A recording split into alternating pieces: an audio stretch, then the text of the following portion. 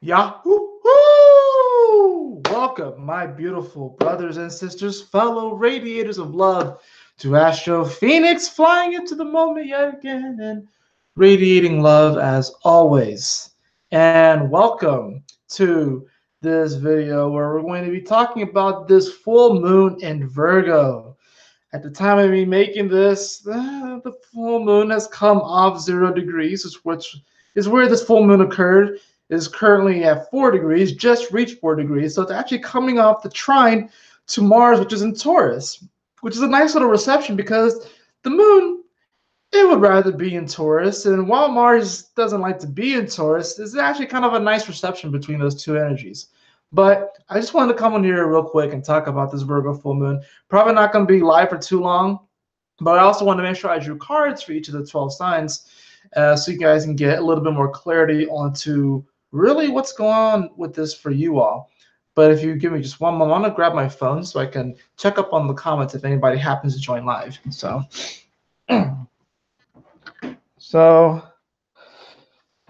let me just go ahead and get in here real quick. Hope you all are having a great day so far. It's been kind of an interesting day for me actually. Just it's not bad by any stretch of the imagination. Okay. All right, so I got my phone here so I can keep track of anybody who happens to get in here. So I'm going to show you guys the charts, of course, but this Virgo full moon is very powerful. This is the 4th full moon in a row that we have gotten at 0 degrees of its respective sign. Now, some people might not really care about the degrees themselves or the numbers, but degrees, of course, are very important. The reason why degrees are important is because numbers carry with them vibrations. Of course, if you follow numerology, you would kind of be into this. But 0 is an interesting number because they call it a placeholder, but it's really about setting boundaries. In fact, when you draw 0, you close off the space that's inside of that line and you close it off to its external. Now, that's not to say that it is completely separate from what's outside of that boundary, but it does make a bubble. It does create a space. And then when you're able to create a space like this within a location, then you're able to inject creativity into that space. And it does give you a little bit more control on what you can actually manifest. A lot of times what happens is that people fail to place a boundary around, say they want, just a quick example for manifesting something. Say they want a new job, right?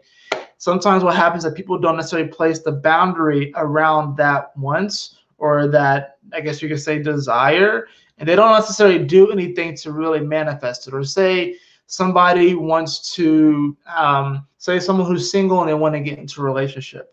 The way that you would place a boundary around, this want is by giving yourself the opportunity to go out and meet people. You could, someone who doesn't place a boundary could just be someone who expects to meet somebody in a random location, and it's just like this whole sort of fantasy moment, and it's like kind of like what you'll see like on a movie or a TV show. They just happen to bump into someone, and maybe that does happen, but you have to give yourself the opportunity to really get there. Whether you start dating online or you start to go out to different social events, but what can happen for the individual that fails to put a boundary around the wants of getting in a relationship, I'm just using that as an example, is someone who's just kind of almost just relying on chance. They're just kind of relying on, oh, well, it's like they're relying on this sort of mystical, magical, fairy tale like moment. And the interesting thing about the full moon of Virgo is that, yes, Virgo is opposite the sign of fantasy, of magic, but it's also the sign of reality. But since Pisces and Virgo are two sides of the same coin, in many ways you can say that magic is reality. But a lot of times what happens, especially people within, I would say this New Age community, is that they just sort of expect magic to happen and they don't actually take any type of responsibility or even take any type of action towards manifesting that magic. This is why Pisces sextiles Capricorn energy, because it's about And yes, the planet of action is Mars, mind you. And Mars right now, of course, is sextiling this Pisces energy, so that's nice, right? But, traditionally, Mars comes after Pisces. It's the second house, which means that in order for magic to really come up, in order for it to be really manifested, there has to be a sense of worth within oneself to take the action to actually manifest it. That's why Aries is the second house of Pisces. It's like you could take your magical personality and persona of who you are, Pisces, but then how do you actually manifest it? By taking action, Aries. So that's the cool thing about the reception between Pisces energy and Capricorn energy, is because Mars is exalted in Capricorn. So it's talking about when you go through this repetition, in many ways Capricorn can be about repetition. It's about, doing something and like perfecting it, working on your craft, and then you climb this mountain, you get to the top, and then bam, you succeed, sextiling that Pisces energy, which can make it seem fantasy-like, magical. That's why when people look at individuals who have a lot of success, they look at it with rose-tinted glasses, thinking that it's a fairy tale, it's magic how they got there. They have it all. It just fell into their laps. No, they actually worked really fucking hard for it. And yes, they manifested magic. They manifested their imagination. But they had to work really, really hard for it. And I always say really, really hard, but they had to be consistent at it. They had to be efficient at it too, and they also learned how to work smart. So this is about working smarter, not harder, right? So this Virgo full moon at 0 degrees, right? This is also at a time where Neptune is in Pisces at 15 degrees. This is also at a time where Mercury is in Pisces, getting ready to, Mercury actually just came off the conjunction to Neptune. And Mercury is now officially in shadow.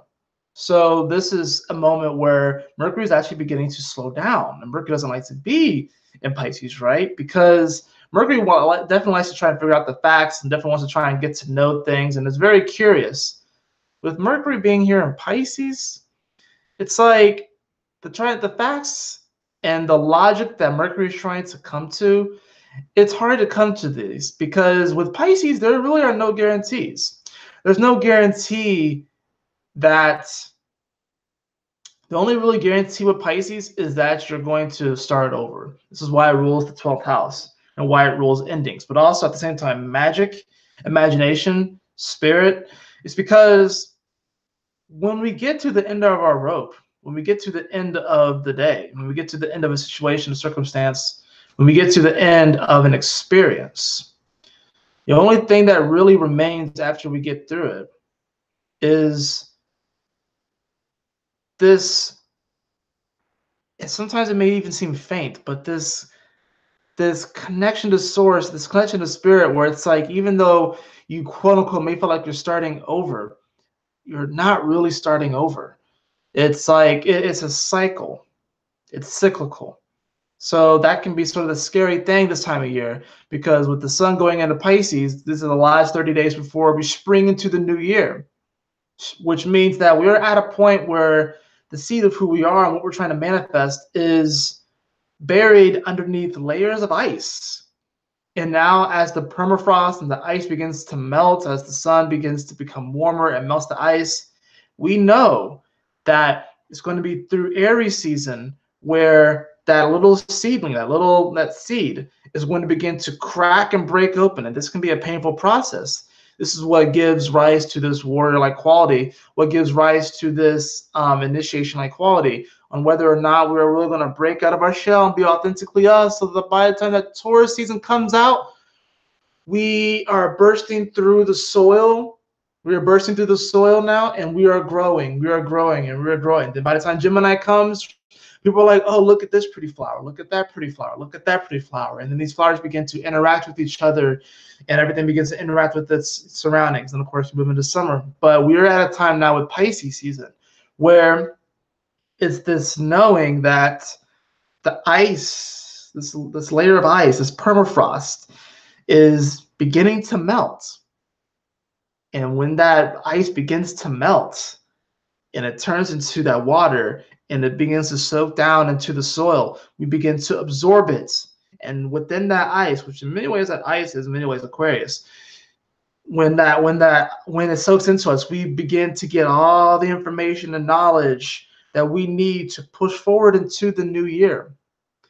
So with the Virgo full moon being the last full moon of the astrological new year, means that we are literally letting go of the old reality, because Virgo rules reality, and embracing the new reality. The Virgo full moon, whenever you go from the Virgo full moon, right, the Virgo full moon to the Pisces new moon, this is a moment where we are literally crossing this bridge, where we are leaving this old world behind and we're crossing into the new world. We're crossing into this new place, this new zone. So by the time that the 2 weeks from, the new moon, Pisces, all the way up until, of course, the equinox, the spring equinox, then that's really when we start to really embrace and begin to express who we are and our newness and our revamped self and our refurbished self, right? And this rekindled self. That's what happens here. This Virgo full moon, let me just do some channeling with this. This Virgo full moon is probably going to be one of the most powerful of the 0-degree full moons that we've had. Next to probably the Leo full moon that we have, because that was an eclipse. But this Virgo full moon is very, very powerful because it also has included with it Neptune and Mercury, right? And Neptune, which has been in Pisces for a while, and it's just now crossing the midpoint of Pisces. So even this is a representation of going from the old world, the first 15 degrees of Pisces, going into the new world, the second 15 degrees of Pisces. So we are really crossing over here. And of course, Mercury is blazing forward, and Mercury has its eye on the prize, on this eye on the future. But look, Mercury is going to stop at 29 degrees of Pisces, and it's going to retrograde back all the way to 16 degrees of Pisces. So we're starting to be able to perceive and think and envision the future that we're wanting to create and going this new world that we're going into. But right before Mercury can even reach Aries, it has to be like, pause. Let me go back. Because there's some things that I got to work out. There's some things that we have to work through, because it's not necessarily going to be as clear cut. It's not necessarily going to be as, this is what you need to do. This is very much a go with the flow kind of energy, but simultaneously getting grounded. But what we're getting grounded in is our soul, our spirit. We are creating a bubble around that which we want to create.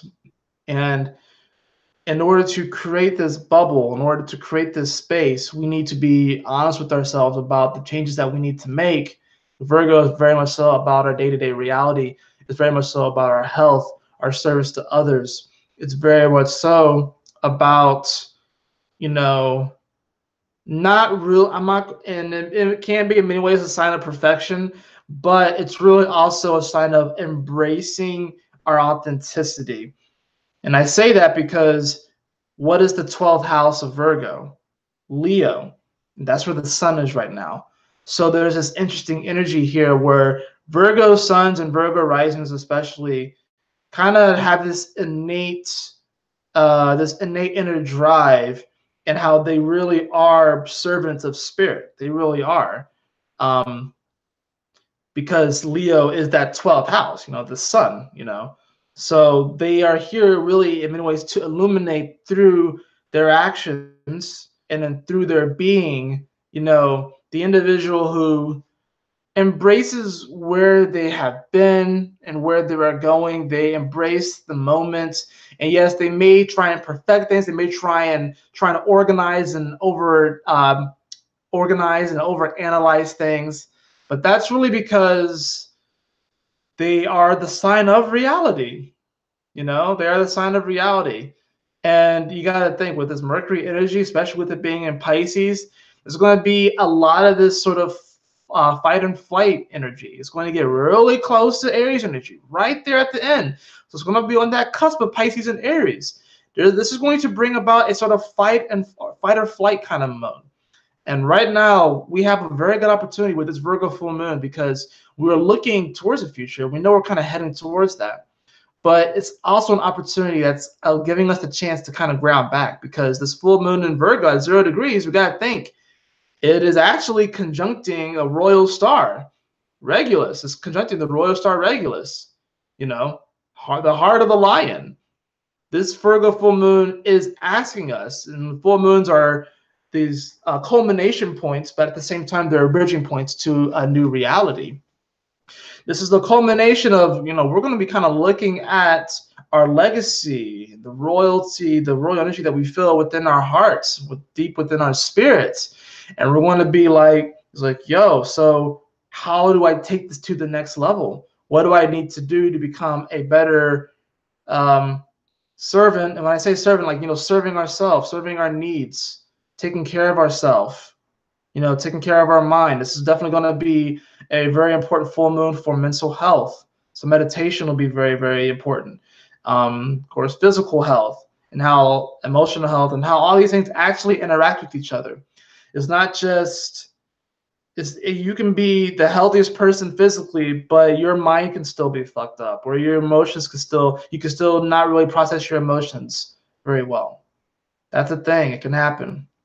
So this Virgo full moon, like I said, it's kind of like it's the last full moon of the astrological new year. It's the last one. And even when you think about it, you know, the first one that we get of the new year is the Libra full moon, right? That one's also going to be at 0 degrees. And it's about the scales. And in many ways, what's interesting is that a lot of times we like to see these scales as opposites, right?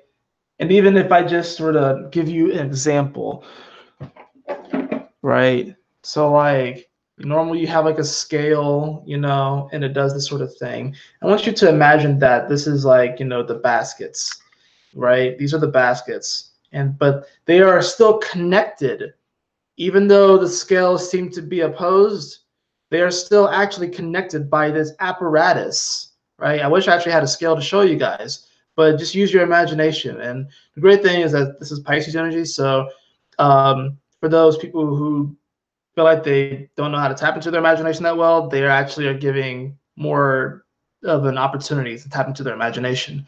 So imagine it's just like the basket, right? And you put something in this basket and it does this, or vice versa. We're trying to balance things out. Interesting enough that even though these baskets seem separate, they are still connected by this apparatus that is the scale, which means that is in many ways a bridge. So we are now actually, as I speak, we are actually on this bridge, crossing it into the new world. And what is scary about this bridge is that it's many ways, I'm seeing an infinite darkness, but there's nothing. The only way that this darkness can really scare you is that if you project your fears and doubts into this darkness. But what I'm almost seeing is that there's like the world that we are in, which is like a bubble. I'm seeing like a bubble, and I'm seeing a bridge stretch out into this infinite darkness. And we have to walk on this bridge to this new world, to the new bubble. And what the thing is that there's like no guarantee that you're going to reach the bubble. Right? That's how we feel. We feel like there's no guarantee that we're going to reach it. But we can't go back, you know? Now, you may have the illusion of going back, but you really can't go back, all right? Really, the illusion of going back would be you walking to the new world, but you're walking into it backwards. You know what I mean? And in fact, most people react that way. I mean, like, you know, say if you're like walking, a lot of people do this into the new world. They walk backwards into it, you know? And even if you do walk forwards into it, it's hard to know where you're going to go, because it's like it's really just you're really just casting your line out there. So by the time that the new moon in Pisces comes up, you caught the fish, you caught the new world, right? So that's what's happening right now. That's why there can be some worries, some anxieties. We gotta think that even though Pisces energy does rule imagination and magic and creativity and unicorns, fairies, and all this stuff, even though fairies are technically Virgo, but all these sort of things, mermaids, mermen, it's like the traversing of this bridge from the full moon to the new moon in many ways is like walking on a bridge in an infinite darkness, and we can't really necessarily see where we're going. Now our minds are trying to conceive on where we're going, but even the mind's going to stop before it gets out of Pisces. So it's like our minds can only take us so far. That's why this requires a deeper sense of faith, a deeper sense of trust that we are where we need to be.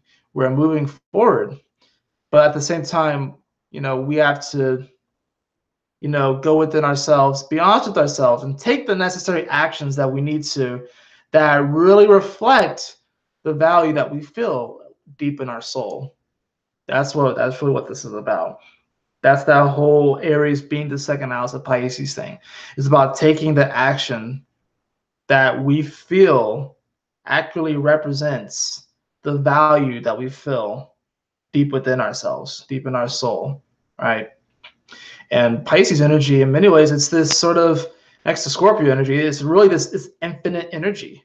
It's infinite, So we are infinitely valuable. There's no cap on our value. There's no cap. The only cap on our value is that which we imagine. But we can always break that glass ceiling. This is a breaking the glass ceiling kind of moment, And there are some people that are going to be afraid to break the glass ceiling. There are going to be people that are worried they can break the glass ceiling. There are people that are going to be like, well, what if I get shards in my head? What if I get shards in like my body from this glass? Really what's happening is that you're kind of being birthed from one bubble and going into a new bubble, going into a new world, going into a new place. Let's hop into the charts because I want to show you all a little bit more in depth what is going on. Let's see.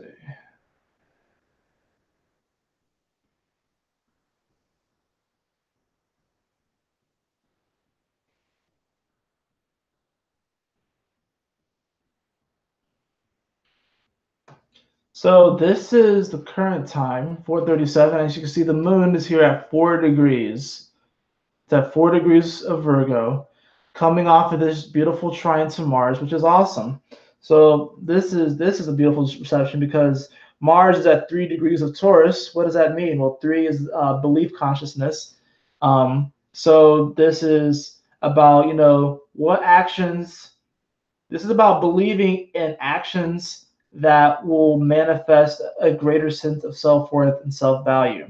And the trine over here is that, this is also going to help us to manifest the reality that we want because it's 4. So this is also bringing some stability to the reality that we want based off of the actions that we take that we believe reflects a deeper sense of self-worth and self-value, right? But here's the other thing about this energy. You see this? Uranus is here, still within orb at 29 degrees of Aries. So there's still an element of this sort of confusion and this electricity. Uranus at the edge of Aries is the mad scientist who has had multiple upon multiple upon multiple failed attempts to bring his monster to life. And he's been trying to bring his monster to life, and he's tried every trick in the book. Every trick in the book. This mad scientist has tried to bring this monster to life. So that's the thing, is that deep within each and every one of you, deep within myself, there is this sort of mad scientist that is trying to bring this other you to life. And the question is whether or not you are going to allow that aspect of yourself to be brought to life. Will you allow it to be brought to life? Because you got to look at this.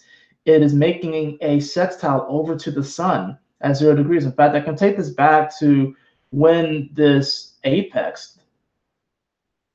So it was around 10:30 or so. So look at this.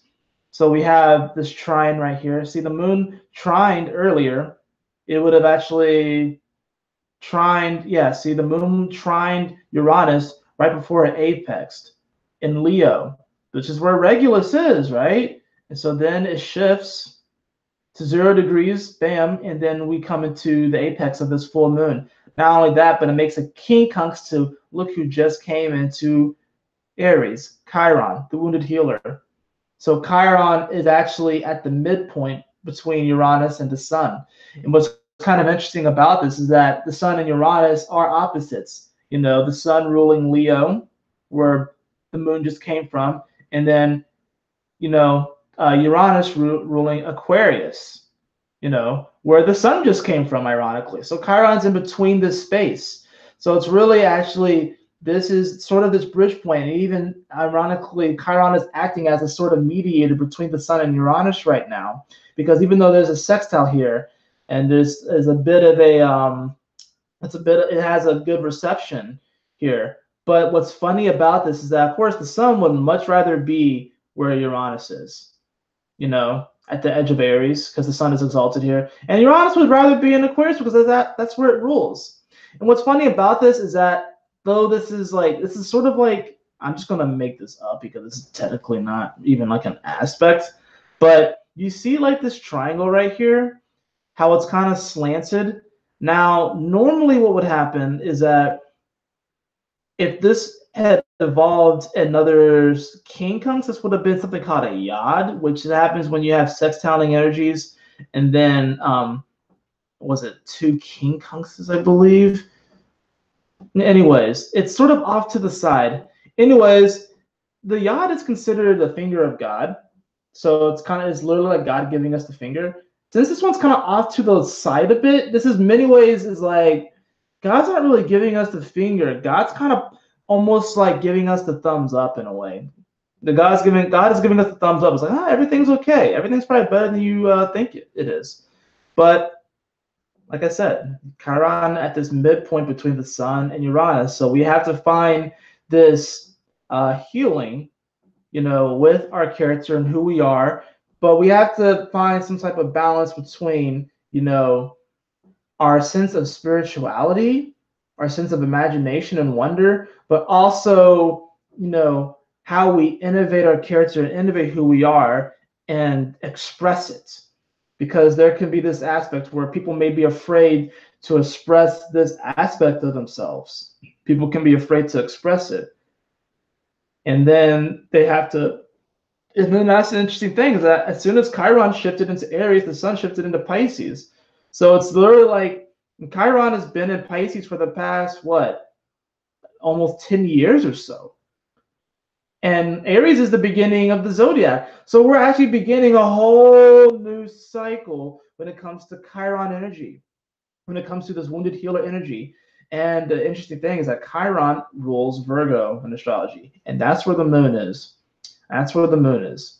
So there's this aspect, even though this is a quincunx, and it's awkward. So yes, it can be awkward to step into a new world. It can be awkward to step into a new self. It can be awkward and confusing and delirious. It can feel like we have gotten it can feel like we took an arrow to the knee, right? It can feel like we took an arrow and we got shot by God, and it can feel like, oh, well, like I had all this stuff, and now you tell me I have to leave this old world behind and come into a new reality. I don't know if I can handle it, but you can. You can handle it. That's the beauty of this. You can handle it. Look, this is where the moon is right now. The moon, 4 degrees, 25 solar minute.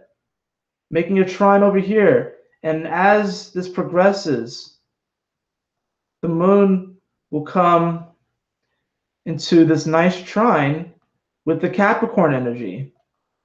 Come tomorrow morning, it begins to trine. It'll trine Saturn, it'll trine Venus, and it'll trine Pluto. And what's interesting thing about this is that when the moon trines Saturn, look where Venus is in. It's in the middle. And Venus is all about balance. So Venus is trying to find balance between, Pluto, which is in many ways destroying this old world, but simultaneously creating the new one. And then Saturn is trying to actually put the puzzle pieces back together again. And then Venus is here trying to, Figure out some type of middle ground. You know, it's in between. Dude, this is going to sound very fucked up what I'm about to say. I don't even know if I really want to say it. Because some people might get triggered by this, but Venus is in the middle of a very intense orgy with Saturn and Pluto right now. A very intense orgy right now. And what's interesting about this orgy is that a lot of people actually think that it's they may think that it's, oh man, how do I want to fucking describe this? A lot of people misidentify Saturn as a more male-like energy when really Saturn's a chick.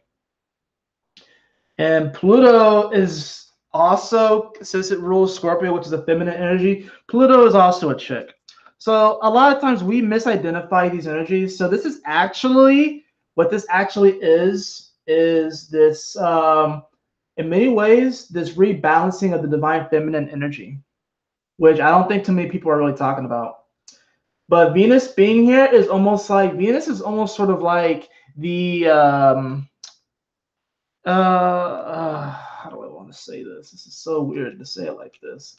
Venus is really trying to, you know, find some type of mutual reception between Pluto and Saturn. In many ways, it's like Saturn let Pluto in, Saturn let Venus in the door as far as like, I'm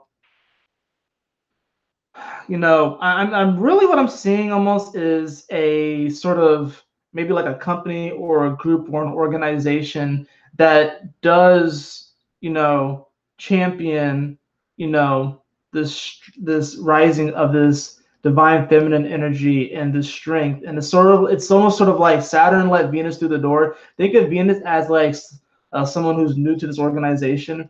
Saturn let Venus through the door and let Venus know what all Venus is going to have to do. And also warned them, like, all right, now I'm just going to let you know, you are going to meet Pluto. You are going to meet Pluto. And, if you thought I was pretty intense, Pluto's going to really kind of whip you in the shape and let you know what you need to do. So by the time that Venus moves past Pluto and then goes into Aquarius, she'll be able to go back out into the world with the knowledge that she's gained, and will begin to affect this change and move forward in a more positive, constructive way.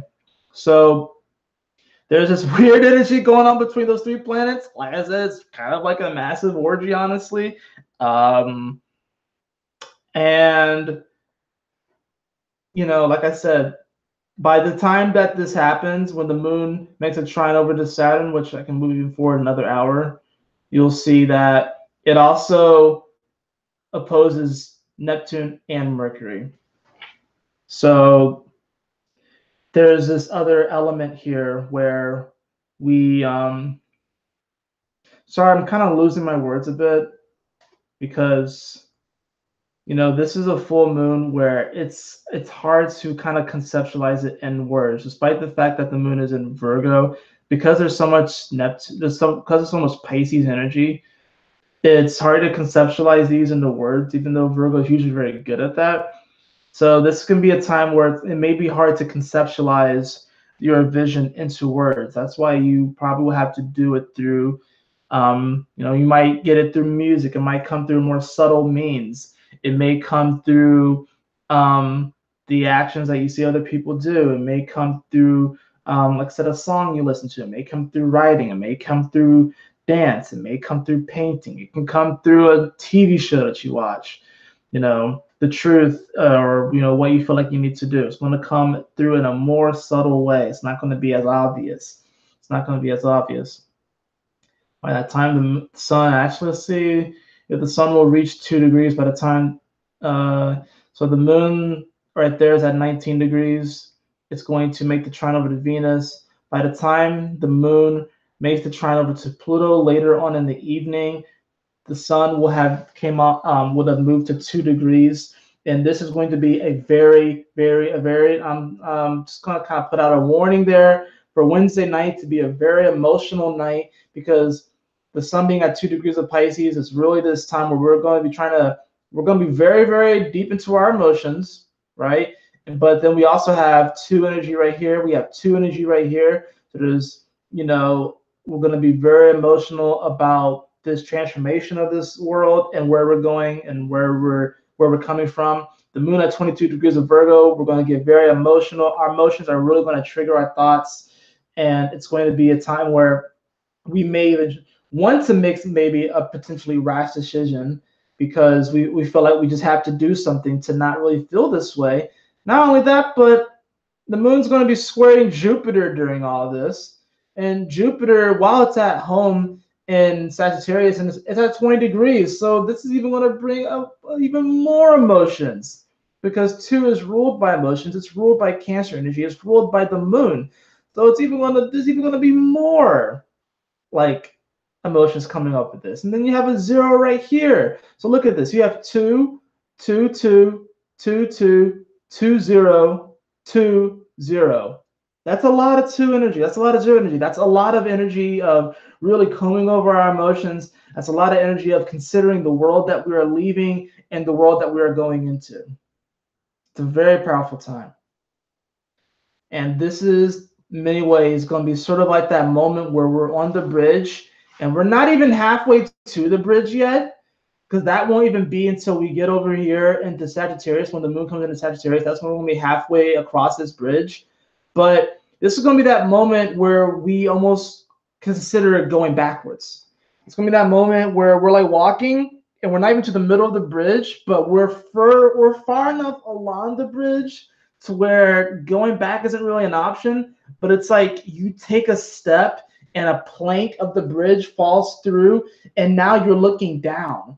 And it's like in Shrek, you know, when they're crossing the bridge to get Fiona, and he was like, "Don't look down, don't look down, don't look down." And then he made one move. That particular plank on the bridge wasn't very sturdy. It fell through. It fell into the lava, and he was like, "Shrek, I'm looking down." Ah! Like that. That is this moment. Wednesday night is that moment where you're walking across the bridge, and a plank falls through, and you're not going to fall through. You won't fall through. You won't fall off this bridge. I promise you. But that's going to be one of those moments where you're going to be like, "Oh no, I don't know if I want to cross this bridge anymore."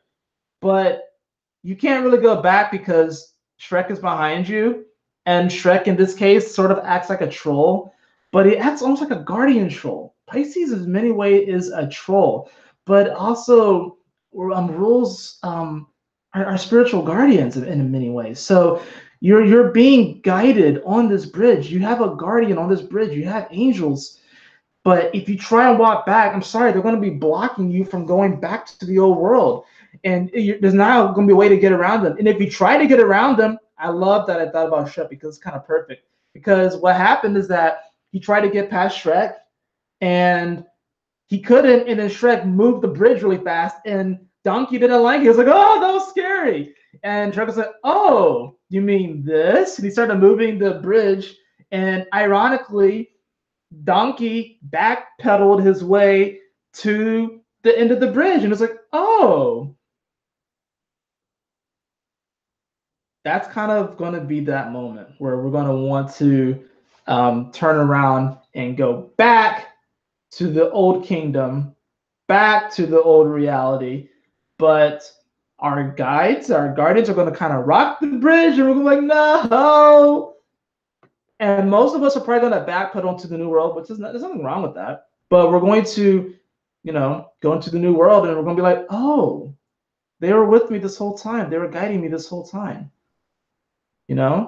So I just want to get to the midpoint of the bridge where you see the sun's moving through Pisces, and then bam, here we go.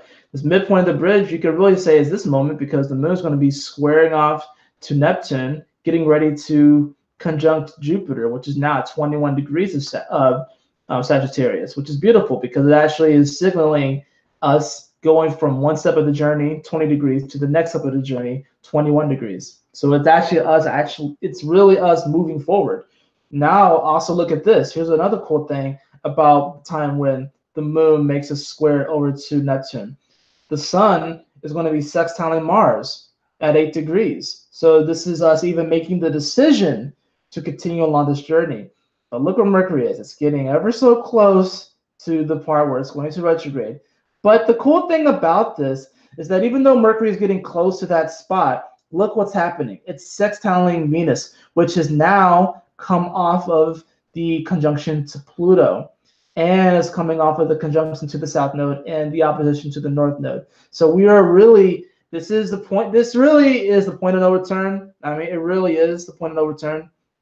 And then crosses over Jupiter, the moon, crosses over the galactic center point. Actually, the moon will square Mercury at the galactic center point. So this could be another moment where we're really questioning our fate. We're really questioning what our direction and where we're supposed to be going. But we are still being guided. We are still being guided. And the moon will go into Capricorn, come over all of this energy. But before, the awesome thing is that the moon's going to cross over Venus while it's in Aquarius. That's a really cool thing. That's really beautiful, because it's actually also talking about us establishing the connection and communication with people in the new world, you know, that really resonate with our soul. And then as this continues forward, we get to this new moon, and this is us actually coming into the new world. And you know, there are going to be some scary parts. So I'll say the moon at the edge of Virgo. So Wednesday night's going to be a bit of a scary moment. The moon, when it reaches Sagittarius, sometime over the weekend, that's going to be kind of a scary moment. But then, and of course, you know, going over Capricorn. But once the moon conjuncts Venus, we're like pretty much at the end of the bridge, you know. And we'll be crossing into that new world on the 6th, when we have not only, you saw that Mercury is now retrograde, but we have made it. We have made it to the new world. The moon conjuncting the sun at 15 degrees, conjuncting Neptune at 16 degrees. It's a beautiful moment. Not only that, but we do have this sextile over to Mars, which is at 13 degrees. And all these energies, of course, are actually the midpoint between Saturn and you know, Mars, which is it's a loose midpoint, but it's there. But we do have this retrograde here as well, which is, you know, even though we made it to the new world, yeah, there are some things that we have to go over. It's almost like Mercury going backwards. It's like we're going to be given the guidebook and the regulations for the new world. It's like how when you open up a package that you get and you have directions, we actually have to read the directions. Actually, the beautiful thing is that we are being forced to read the directions. A lot of times when we get something new in the mail and it requires some type of assembly or something to put together, we don't like to read the directions, but we are being forced to read the directions. Uranus will also be in Taurus by this time.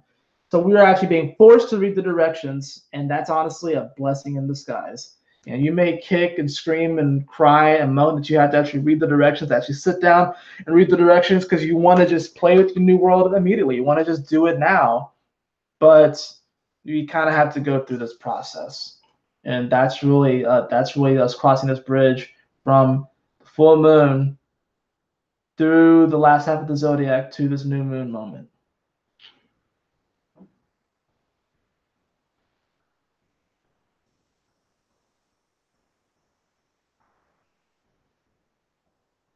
So now what I'm going to do is I'm going to draw cards on the signs. Thank you for joining, Champagne. See, I haven't drawn any cards yet, so I haven't got, don't worry, I'm about to do that right now. And thank you so much for joining. Unfortunately, I can't read what you said, Allie, but thank you so much for joining as well. So I wish I could read that. It really, honestly, it really looks beautiful, like just the writing itself, the script.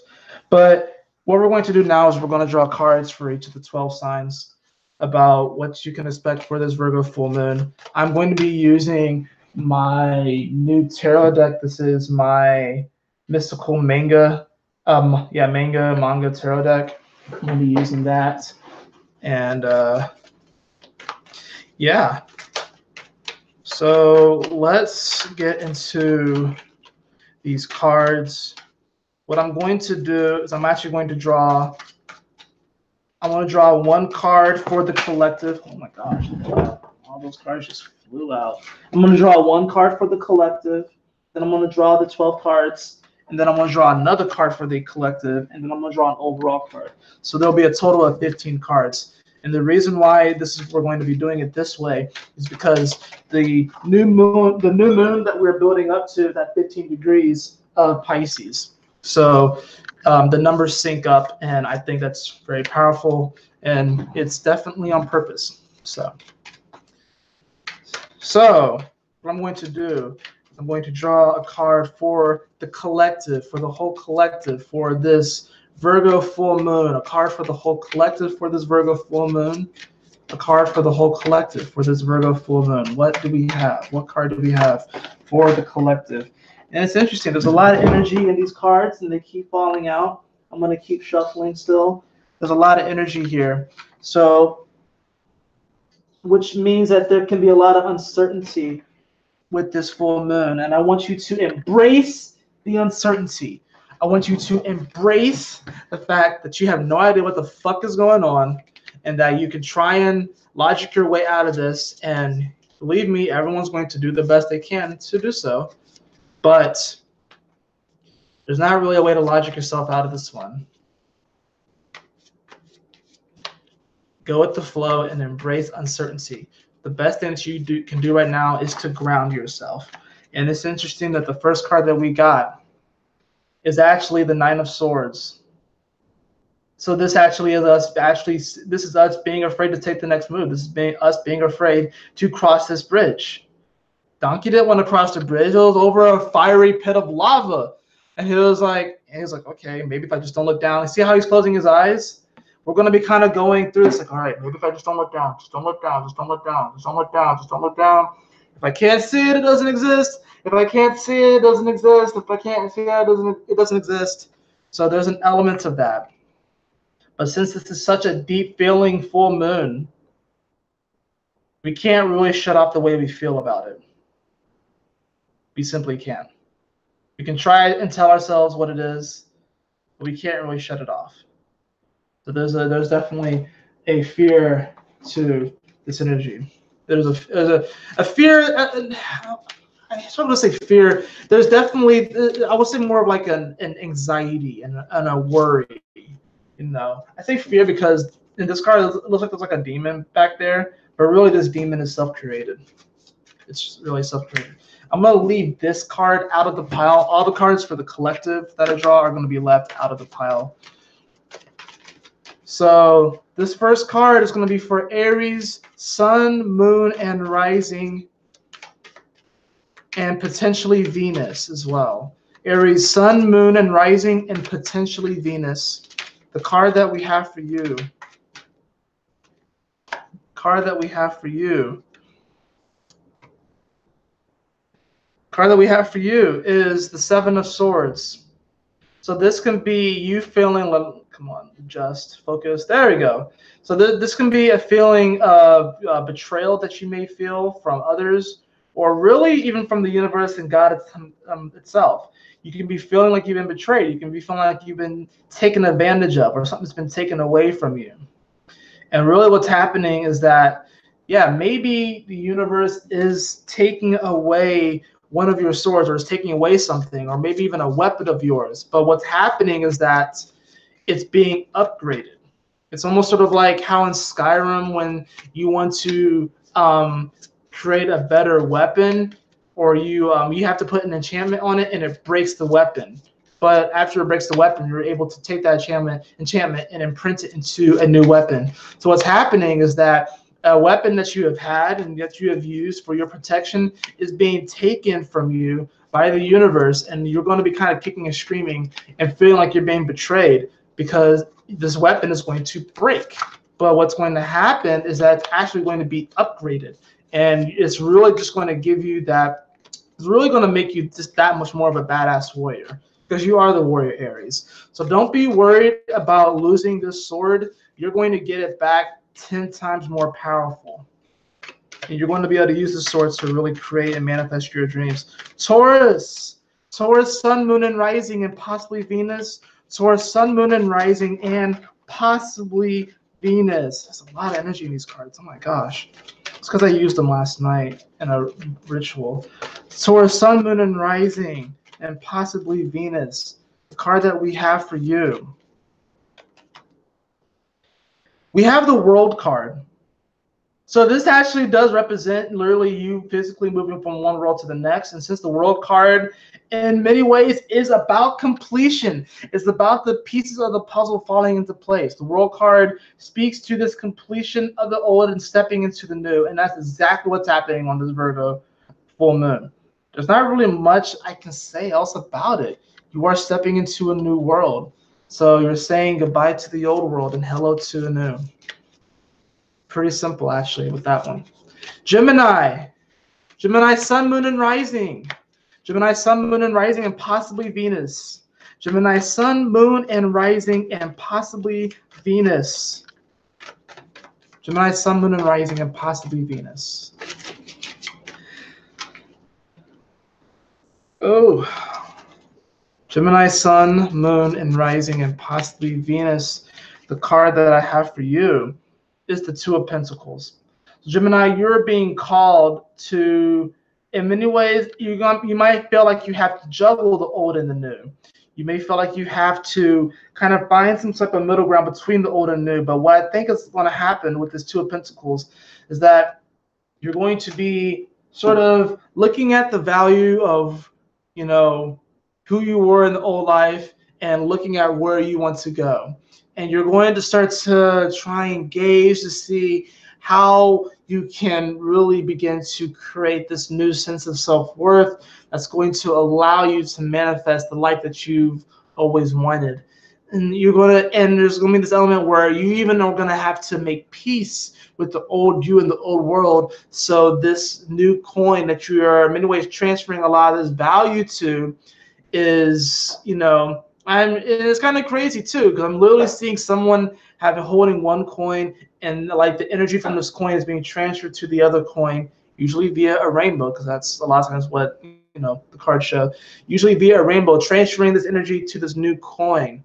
And this new coin, the value of that new coin is not the same as the old coin. Oh, no, no, no, no. Because when that energy transfers, it just transferred through your hand, through your body, through your heart, and to the other hand, right? So even though the coins may look similar, they're actually very different.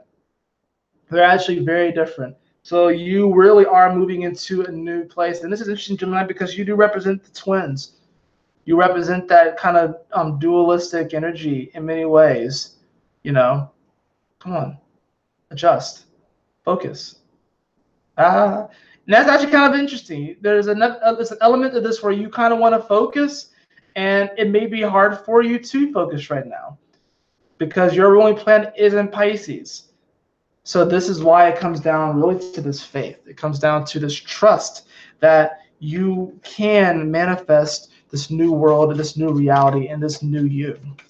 And that it is of, not that you don't value yourself now, but that it is an increase of your self-worth and your self-value. And that's okay, right? It's absolutely okay. Cancer. Cancer, Sun, Moon, and Rising, and possibly Venus. Cancer, Sun, Moon, and Rising, and possibly Venus.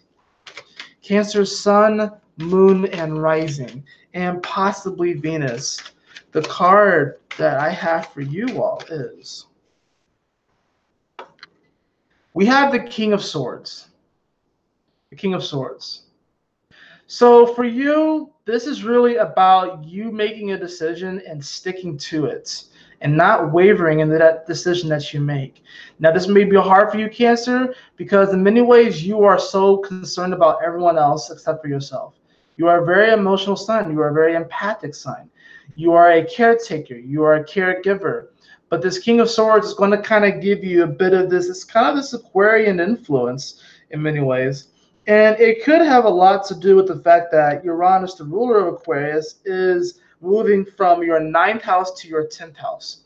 So, or wait, is that right? Hold on, let me think. No, it's your 10th house to your 11th house, excuse me. It's moving from your 10th house to your 11th house. So this is actually speaking to this whole element that Uranus is going to be in its natural house. It likes to be in the 11th house. So there's going to be this element where you are going to start to take action and kind of move forward in a no hard feelings kind of way. And other people are going to be projecting this idea onto you. It's like, well, you're the caretaker, you're the caregiver. But you're like, oh, people are going to be bringing their problems to you, being like, oh, woe is me. Can you fix my problems? Can you give me some type of healing? In Cancer, you really want to focus on yourself first, because you're not going to be able to give the care to others that you can to a greater capacity than you ever have before if you don't take care of yourself first. So there's going to be people that come to you. There's going to be conversations that you need to have during this next 2 weeks where people are going to be kind of bringing their problems to you, and you're going to be like, yo, I got to focus on myself. You know, I want to help you, but I got to focus on me first. I got to do what I need to do first. No hard feelings. Some people are going to get upset with you. But like I said, with this Uranus energy moving from your 9th house of belief, belief and travel into your 10th house of career, you are very much so focused on the future right now. And that future, the only way that you're going to be that healing person that you can be is really by being authentically you. So you don't necessarily have to heal Cancer. You can heal people by working on your career. That's actually something that you're going to be learning how to do with Uranus going into your 10th house. Because a lot of times Cancer thinks that they have to do it by, either physical touch and hugging, or listening to people's problems, or trying to help them do something. But a lot of times Cancers will short themselves. Cancer, the best way that you can heal the collective is by moving forward in your purpose. And if your purpose is, what if your purpose was, maybe you heal people by being an athlete? What if you heal people by, I don't know, going into a financial institution and trying to revamp it, rework it? That can be another aspect too. Many Cancers probably will actually get involved in these financial institutions, and they realize that there's a lot of pain there, and they want to actually go in there and heal it. And the only way you want to heal it is by going into it. So this is in many ways you creating a new currency. And it's like, if people try to exchange their time with you, they're going to have to exchange their time with you in that currency that you are creating, Cancer. So there's an exchange rate, and some people are not going to have enough money to exchange with you, and that is okay. Leo, sun, moon, and rising. Leo, sun, moon, and rising, and possibly Venus. Leo, sun, moon, and rising, and possibly Venus. Leo, sun, moon, and rising, and possibly Venus. The card that I have for you all is, we have the High Priestess. We have the mascot of the deck. We have the High Priestess. So this is really powerful, because this is really speaking to you tapping more into your intuition. Of course, this Virgo full moon is in your 2nd house, about self-worth and self-value. But as I was talking about earlier, Leo is the 12th house of Virgo. So it's like you're kind of getting these hints and these clues from Spirit on what to do and where to go. Leos are probably going to be one of the few signs that crosses this bridge with little to no fear. Because they know that they're being guided by their guides. They know that they have their guardians, their spiritual guardians there with them. So even though there may be a little bit of apprehension, Leos kind of are going into this knowing that they're going to manifest something so fucking powerful and so amazing. The High Priestess, like I said, is giving them clues and hints onto what is really possible. Especially, like I said, with all these energies, with this full moon on top of Regulus, which is the heart of the lion. This is about really you going into your heart and really trusting your heart. And in many ways, it's like Leos after this are going to be shining so fucking bright, because that full moon in Leo was the eclipse. It hit you guys hard, It hit you guys harder than probably any other sign besides maybe Aquarius, and then the other fixed signs. But this full moon right here in Virgo is like, it's going to hit everyone really hard, and it's going to hit you, and you're going to be like, I got this, Angie, I got this, right? That's going to be that sort of energy. So Leo, Continue to embrace courage, bravery, passion, love, jovialness. I don't even think that's a word, but that's really the kind of energy that I'm getting. Out of all the signs, you're not going to be afraid to really cross this bridge. Probably because even if you know that if you fell down, you'll be able to walk on lava. Leos can walk on lava. Did you know that? Virgo, sun, moon, and rising, and possibly Venus. Virgo, sun, moon, and rising, and possibly Venus. Virgo, sun, moon, and rising, and possibly Venus. The card that I have for you all is, we got your card. We got the Hermit. That's pretty dope. We got your card. We got the Hermit. And this is actually perfect because since this full moon is at 0 degrees of Virgo, which is about boundaries, you're going to be setting this boundary and kind of going off into hermit mode a bit. And here's the thing about the Hermit. You can become a hermit in a big city, right? A lot of times when we think of the Hermit, kind of going off for our own, kind of going into this reclusion so we can kind of get grounded back into who we are. We feel like we have to like go away.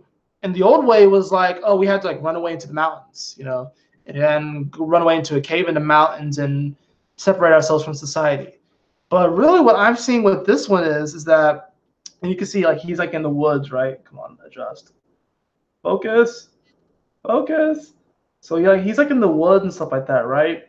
But really what this is about is that you want to create hermit-like moments for yourself. You can be in a city and you can still escape to a bench in the park. And the park can have a bunch of people in it, but you can have your hermit moment right there on the bench in the park. You can have your hermit moment right there on the subway, on a busy subway. You can do that. You have the ability to do that more so than anyone, Virgo, because you travel there in your mind. You don't necessarily have to be there physically. You can travel there in your mind. You have that capability. So this is really about you carving out the necessary time and space for you to connect back to you, for you to connect back to your soul and to your spirit. And that you don't have to necessarily do anything super drastic to do that. You have this ability to just tap into it. Whether you are in, there's not a human within a 1 mile, within a 1 square mile of where you are, within a 1 mile radius of where you are, or whether you are surrounded by thousands and thousands of people. You have the ability to just tap into that hermit mode and go into yourself and then find the light and then, you know, or be the light and then kind of light your way through and be able to find your way through. Virgo. So this is going to be a very powerful moment for you to establish that time, for you to come into that inner peace, that inner place, and to become that inner light. Libra. Libra, sun, moon, and rising. Libra, sun, moon, and rising, and possibly Venus. Libra, sun, moon, and rising, and possibly Venus. Libra, sun, moon, and rising, and possibly Venus. The card that we have for you, good Lord. Oh, man.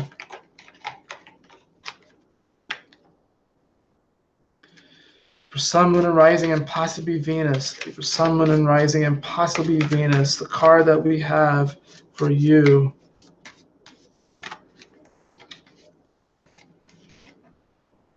We have the Tower card. We have the Tower card. For you, this full moon in Virgo is happening in your 12th house. So this is the Tower moment for you. But this is also going to reestablish your faith in the divine. It's going to reestablish your faith in spirit, reestablish your faith. Why won't this thing like focus? There we go. Reestablish your faith that everything's going to be working out. You, Libra, may feel like when you are crossing this bridge to the new world that you are going to fall through, that you are going to get engulfed by the lava.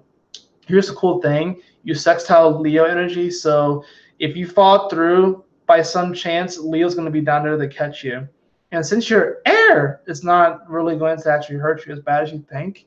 That's the cool thing about this. But this is going to be a bit of a tower moment for you, because it's like you're going to be looking at the reality that you have manifested, and you may adopt this whole woe is me oh, I'm a victim of my circumstance kind of moment, when really you have been guided to that moment by your guides, by your spirit guides, by a source perspective, and that you are exactly where you need to be.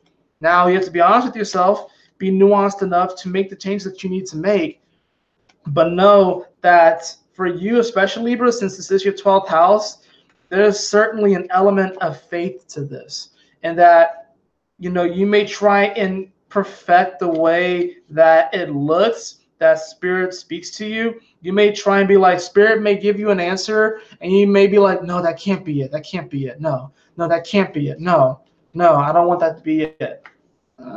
This is not really going to be one of those moments where you want to argue with spirit. One of those moments where you want to just kind of go with the flow, you know. And since the nature of that card, actually, no, I'm going to actually leave it at that, Libra, because I think you're powerful enough to get to that tower moment. I was going to pull another card in elaboration, because the tower is sometimes seen as a scary card. But Libra, you're strong enough to get through this moment. I believe in you. So I'm not going to pull an extra card for clarity on that. I believe in you, Libra, and I hope that you believe in yourself, because you can make it through this moment. Scorpio, Scorpio moon, Scorpio rising, and Venus, Scorpio, Scorpio moon, Scorpio sun, moon, rising, and Venus, sun, moon, rising, and Venus, Scorpio, sun, moon, rising, and Venus. The card that I have for you for this Virgo full moon, we have the Nine of Cups. Oh my gosh, this is great. This is actually beautiful, because we have some interesting reception between this Nine of Cups and the Nine of Swords. So you are going to sort of be in the same position as Leo, to where you're going to be crossing this bridge, and it's going to be like, shit, if I fall down, I'm not going to, I mean, shit. Like, I've been burned so many times. Falling down, this lava ain't going to do shit to me, man. I let you know that you're going to be feeling good with this Virgo full moon. You're going to be feeling good. You're going to be feeling like, oh, yes, I can do this. I can make this. And really, this is also about you connecting with other people that feel good. This is going to be very powerful, Scorpio, for you to connect with other people that, you know, feel good about where they are, that feel good about where they're going and stuff, Scorpio. This is going to be a moment where, kind of like I said, kind of like Leo, you're going to kind of be strutting on this bridge. You're not really going to be afraid, because you're going to be like, dude, I rule the underworld.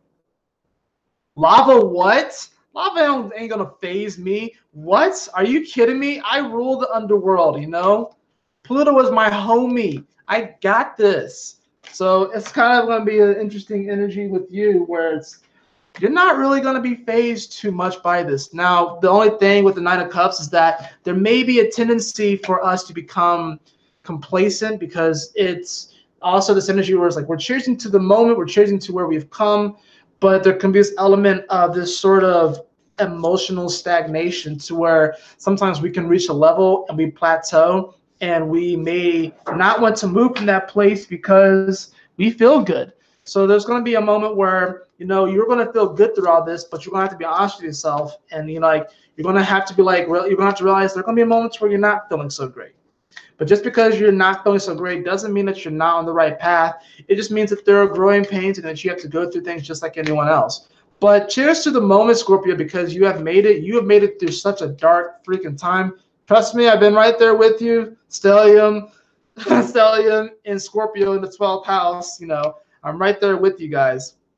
So definitely, this is a time of celebration. It really is, because you are breaking through in a super powerful way, Scorpio. Sagittarius, sun, moon, and rising, and possibly Venus. Sagittarius, sun, moon, and rising, and possibly Venus. Sagittarius, sun, moon, and rising, and possibly Venus. The card that I have for you. Oh. That's the card, actually, right there. The card that we have for you is we have the Seven of Cups. Yes, Lauren, I will. Yes, ma'am. We have the Seven of Cups. The Seven of Cups. So this is going to be interesting, because Sagittarius, this is going to be like, wow, there's so many options I can do. There's so many places I can go to. There's so much that I can do. And this is interesting because, you know, this is falling for you in your 10th house. So this has to do with your purpose, your legacy, and your career. Sagittarius, you can see yourself doing many different things. You can see yourself doing this. You can see yourself going there, and doing that. And it can be kind of confusing because you kind of want some focus right now. Interesting, right? Because you have this visionary quality to be able to see all the different possibilities, but there's some focus that needs to be had here. Sometimes when we get the Seven of Cups, sometimes when we get this energy, I like to call this, you know, sort of like this, this buyer's, I don't know what to really call it, like a buyer's syndrome or like paralysis. So it's like when you walk into a store and you have so many things to pick from, you can kind of get paralyzed with all the different options that we have. And while we should be appreciative, especially here in the Western world, or if you happen to be in a more developed country where you can walk into a grocery store and there's many options of food to eat from. There's so much there to choose from. Sometimes we can get paralyzed on to what we want to go for. And Sagittarius can definitely do this because they'll be like, well, if I go for that, you know, am I really going to enjoy it? You know, that's why they can come across as blunt. That's why they sometimes push their emotions back, because they may be willing to try a bunch of different things, but best believe they're thinking about how going for that particular thing or jumping for that particular venture, they're wondering, how is this going to pan out? How is this going to pan out? Is this actually going to be good for my purpose and my legacy? Is this going to be good about where I'm going in my life? You know, and sometimes it seems like Sagittarius can just kind of blow through experiences, but it doesn't mean that they don't feel anything from it. So Seven of Cups is saying that, yes, there are going to be many options available to you, but this is really about, you really have a choice here. You have a choice. You have a choice. And I hope that you choose your happiness and your fulfillment. You choose happiness and fulfillment. And also realize that, you know, all these avenues and options that are opening up to you, Sagittarius, none of them are bad. None of them are going to lead you astray. They all may lead in different directions, but they're not going to lead you astray. So this is kind of one of those options where you just kind of want to pick one and go with it. And who knows, maybe after you pick that one, it may lead to a way for you to experience all the other experiences. Oftentimes that's how it works.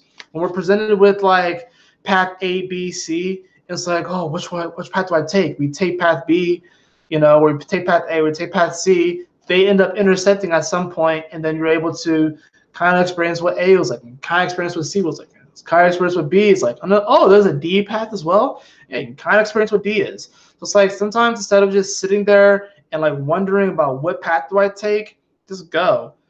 Just don't really worry about the results. All right, don't really worry about the results. Just choose. Ash was like, I'm gonna be a Pokemon master, visionary. How are you gonna do it? I don't know. He doesn't know how he's gonna do it. He just keeps going. He just keeps going. He just keeps going. He doesn't necessarily have an established plan about it. He just keeps going. He just keeps going. So just keep swimming, Sagittarius. Just keep swimming. Capricorn, Sun, Moon, and Rising, and possibly Venus. Capricorn, Sun, Moon, and Rising, and possibly Venus. The card that I have for you is the Magician. You are so magical, you can manifest anything. Anything that you touch to will turn to gold during this transit if you believe in yourself, if you believe in the elements, if you believe in your guides and your guardians, if you believe in yourself, you believe in Source. You are the Magician. You will make it. You are moving forward in a very powerful way. Do you believe in that? This is in your 9th house. So this actually does, in many ways, deal with belief. So this is super powerful to get the Magician, because if you believe in it and you really work towards it, it will come true and it will manifest. That's all I got to say about that. Aquarius, Sun, Moon, and Rising, and possibly Venus. I'm glad I'm actually saying possibly Venus. And the fact that Venus is in Capricorn and I drew the Magician card knows that I know that this, like these cards apply if you have your Venus here as well. So Here we go. We have Aquarius, Sun, Moon, and Rising. Aquarius, Sun, Moon, and Rising. Aquarius, Sun, Moon, and Rising. And Venus, not possibly Venus, but Venus. Aquarius, Sun, Moon, and Rising, and Venus. The card that we have for you. The card that we have for you.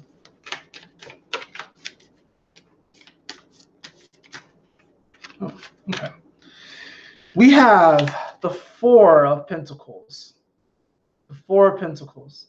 So this can be a good thing. This could be you. Well, actually, it is a good thing. I'm not saying it's necessarily good or bad, but this is you kind of holding your ground on some things. You haven't manifested things up to this certain point, but this is also, since this is a full moon, this is also about a let go.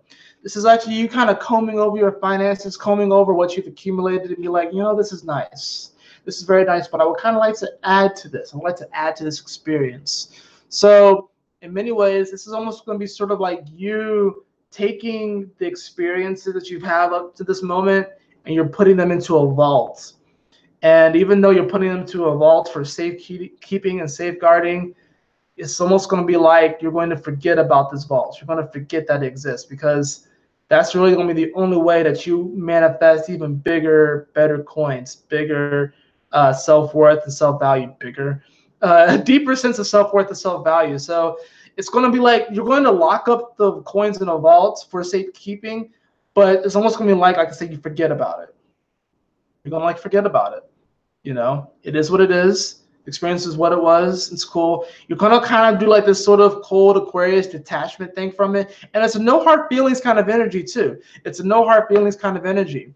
That's not to say that you will never go back to that old vault and open it up. But you know that if you do not put these coins in a vault and just forget about it for the time being, that you're not going to step into the life that you were always meant to have. You're not going to step into the magic and into the manifestations that you were always meant to have. You won't walk into it unless you lock up these coins, unless you lock up this accumulated wealth, whether it's actually physical wealth or experiences. So you have to lock it away, kind of forget about it, and then move forward, right? Pisces. Pisces, Sun, Moon, and Rising, and Venus. Pisces, Sun, Moon, and Rising, and Venus. Pisces, Sun, Moon, and Rising, and Venus. Card that we have for you. Card that we have for you. Pisces, Sun, Moon, Rising, and Venus.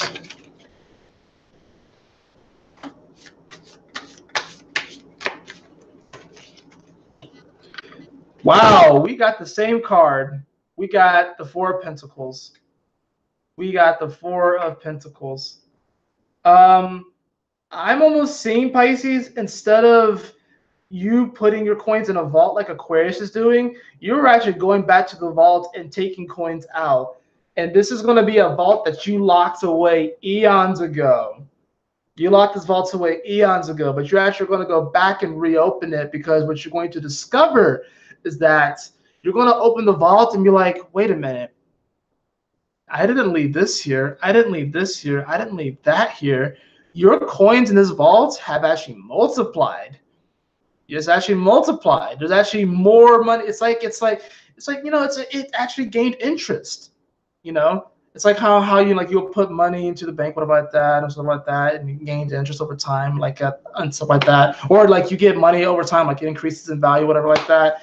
This is going to be like you're getting your money back plus some, plus a lot more. Actually, that's really what this is. So it's going to be like, holy shit, like I stacked these coins away in this vault eons ago, and I'm coming back, and like you're going to open it up, and like the coins are going to be like kind of like spilling out almost to the rest of the bank and shit. You're going to be like, holy frick, I didn't know I was this abundant. Hell yeah, you were. Hell yeah, you were. So it's almost going to be like you're going to be rediscovering parts of you that you thought you had lost or you thought that you had forgotten about. You're going to be rediscovering your superpowers. And that's really freaking amazing. That's really freaking amazing. And the card that I have for everyone, we have the Ace of Swords here. So in many ways, this is really the last step on the bridge, the Ace of Swords. And then the last card that we have is interesting enough, is the King of Swords. The King of Swords. So this is definitely going to be this moment when we're crossing this bridge. We have the swords energy, right? You know, we are the King of Swords in many ways, walking on this bridge, wondering, afraid, anxious that what if it doesn't work out the way that I want it to, trying to guarantee some type of outcome. But the Ace of Swords is saying all you have to do is carry the truth of your, just carry the truth of your being. Carry it like a shining, beautiful sword. Carry the truth of your being. Carry the truth of who you are. Carry it. And then you will walk across this bridge like the King of Swords, and you will not be afraid. You will not be afraid. Because any of these words, any of these vows, any of these doubts, any of these fears, any of these weapons formed against you shall not prosper. They shall not prosper. Because you are an infinite being of love and light.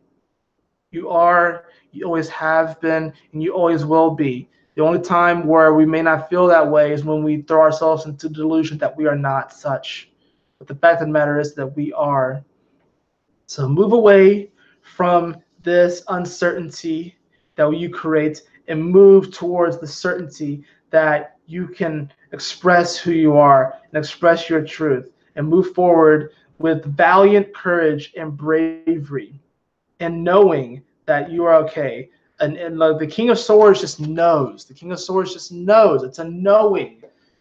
It's a knowing that things are going to be okay. So it's a different kind of wisdom. It's a knowing. The King of Swords doesn't necessarily always have evidence. Doesn't necessarily always have evidence. The King of Swords simply knows. Simply knows. And that's what I got for you all for this Virgo full moon. I hope you all enjoyed this video. I hope you got some type of value out of this. And this is going to be, it's a sensitive full moon. It's a sensitive full moon for sure. The fourth one that we've got in a row, like I said, at 0 degrees. We still have one more. We still have the Libra full moon at 0 degrees. And the interesting thing about it is that the full moon, even after that Libra one, is going to be really close to 0 degrees of Scorpio. It's going to be really close. It's going to be like 29 degrees of Libra. So this is a very big moment here. This really is. Last full moon of the lunar, of the astrological new year. So, you know, take it, roll with it, ground, move forward, express who you are, be your authentic self. Know that everything is changing, everything is morphing. And even though there's some pain here, there's some sense of like death here, we are all going through this together. So we have to believe that if you don't feel safe, there is safety in numbers. And we are all going through this. And we are all being guided in a very powerful direction. If we really allow ourselves to feel into that deeper quality of truth, self-worth, we will make it through this. We will make it through this. And these are really actually very beautiful times to be alive right now. They really are.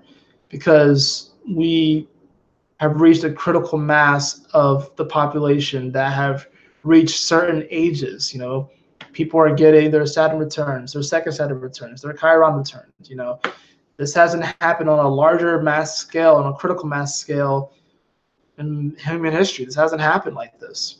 Now it's happening. So it's like we are really beginning to understand more of this human experience, what it means to be a human in this 3D physical space and time and location. So we are unlocking our superpowers. We're unlocking the truth that we are infinite beings. And it can be scary, but you will be okay.